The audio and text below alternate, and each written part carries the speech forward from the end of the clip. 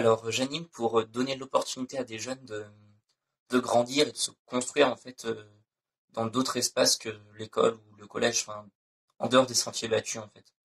Parce que c'est pour moi un bon moyen d'émancipation pour les jeunes. Et j'ai aussi envie de pouvoir transmettre des choses aux jeunes que je connais, de la musique ou autre, mais aussi d'apprendre de leur part, d'apprendre de la part des jeunes et des autres animateurs.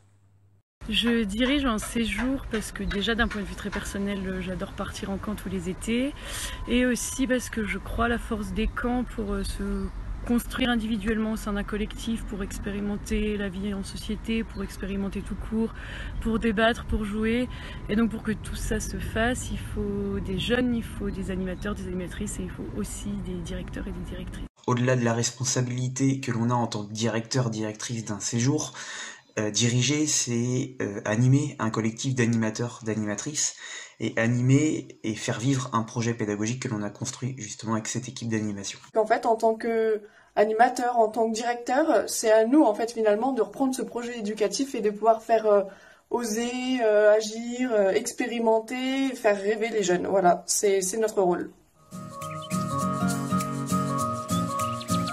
Donc, j'ai passé mon BAFA pour pouvoir tout d'abord animer par la suite, pour approfondir mes connaissances d'animation, découvrir de nouvelles méthodes d'animation, des choses sur différentes tranches d'âge, découvrir de nouveaux jeux, pouvoir le pratiquer. Mon BAFA, je l'ai passé très tôt, à 17 ans et quelques, parce que je voulais rentrer dans le social et que je savais que c'était un bon point pour mon dossier après le bac. Alors ouais, j'ai décidé de passer mon BAFA pour pouvoir transmettre en fait ce que déjà j'ai vécu et qui est pour moi une expérience assez forte et intense des camps, même du centre aéré. Et en fait, j'avais envie de transmettre ça et du coup d'acquérir ces compétences. J'ai décidé de me former au BAFD parce que déjà c'est cool d'apprendre des choses et en plus je pensais que c'était nécessaire de prendre le temps de me questionner sur ce que j'avais envie de porter en tant que directrice, comment j'avais envie de le porter.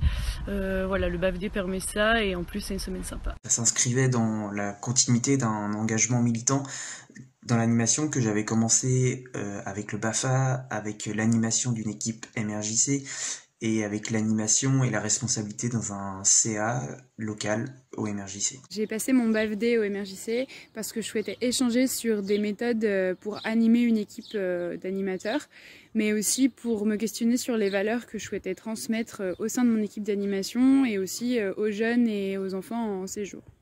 J'ai eu une équivalence avec un DUT, j'ai quand même passé la première session BAFD parce que pour moi, c'est clair qu'aujourd'hui, on n'est pas formé en équivalence à diriger des séjours et ça, c'est très important. Et du coup, aujourd'hui, j'encourage tout le monde à finir son cursus. Moi, je ne l'ai pas terminé, je le regrette un peu.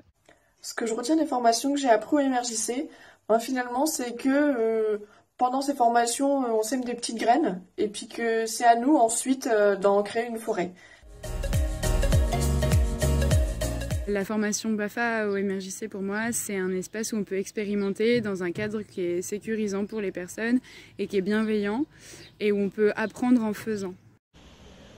Pour moi, le BAFA, c'est un espace assez magique où chacun se découvre l'autre.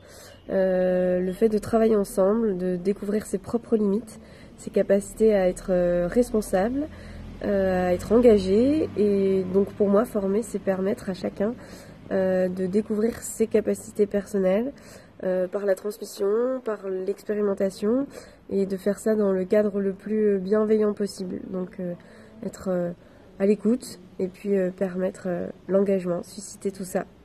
J'aime cette relation qui est privilégiée entre formés et les formateurs et formatrices, ce rôle d'accompagnement.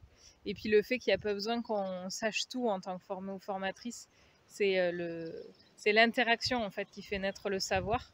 Et ça, je trouve ça vraiment agréable.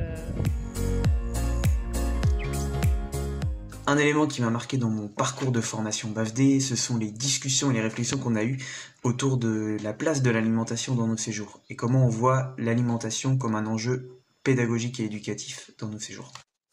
Alors, ce que je retiens de ma formation BAFA, c'est une énorme part dédiée à la pratique, à l'expérimentation. En fait, c'était pas du tout une approche verticale d'un côté les formatrices et nous les stagiaires. Enfin, c'était vraiment une formation basée sur l'échange et qui permettait de prendre confiance, prendre confiance dans le groupe et aussi de s'approprier en fait cette formation. Ce que je retiens d'information BAFD, c'est la rencontre avec les autres stagiaires qui d'ailleurs n'étaient pas tous du MRJC.